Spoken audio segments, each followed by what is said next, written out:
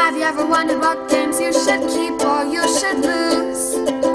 Find out here at Purge Reviews. Here's Agricola, all creatures big and small. The expansion is the first expansion, more buildings big and small. That's a great example of what you're going to get here.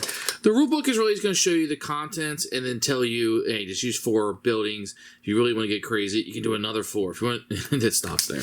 But it really just kind of gives you this really small font and tells you about all of the buildings. So the cattle market, anytime during the game, you may trade 1 reed for 1 animal of your choice, etc. That's one of my favorite ones I like. So it just kind of goes through each of these and explains them pretty well. I think that they are very difficult. And this box is much larger than it needs to be, as you can see.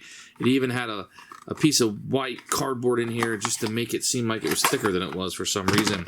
These tiles are all going to be pretty good. You can see the costs that are on them and the victory points and what you're going to get with these. These pretty much match up with the base game perfectly. I didn't really see any reason. I mean, it's not like they're hidden information. They're all going to be out anyway. Not a lot of artwork. A little bit there on the materials. Outlet, you immediately get 4 wood and 3. Cost you a reed. And there's a 1 horse that could be put in there if you want to do that. So these add a lot to the game, I feel like. I feel like the base game only came with 4. So if you look at it, you randomly get 4 of these.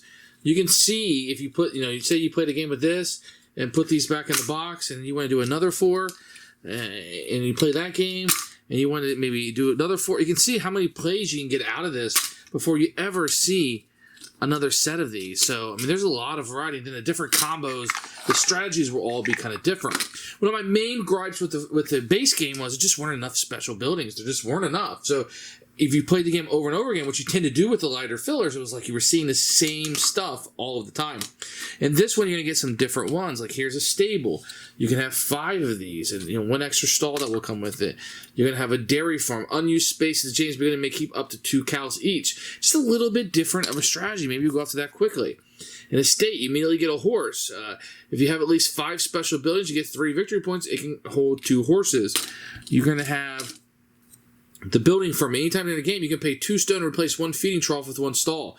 So just a bunch of different strategies that can pop up. To me, this is necessary. I would get this with the base game. Otherwise, I think the base game's going to get a little stale for you.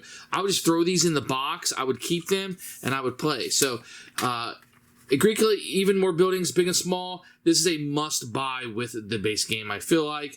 The plays are going to be more limited with just the base game. Once you add this in, I think you're going to have a lot of variety. And so this is something I would add in right away. Very simple to use. You have the extra stall and stable that you can utilize. And then off that, you're off to the races. Great expansion. Exactly what we want in the base game. And in some ways, it should have been included with the base game. I think so, and I think they say so, which is why they came out with the big box that has everything in it.